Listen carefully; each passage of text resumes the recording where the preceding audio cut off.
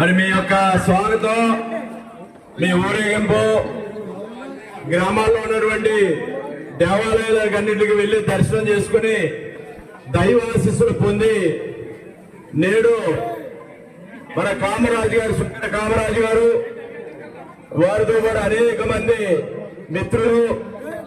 రాయుడు లక్ష్మణరావు గారు ఎక్స్ఎంపీ సభ్యులు, ఇంకా చాలా మంది పెద్దలు, యువకులు, అన్ని వర్గాల వారు పెద్ద ఎత్తున ఈ రోజున పార్టీలో చేరడానికి ముందుకు రావడం,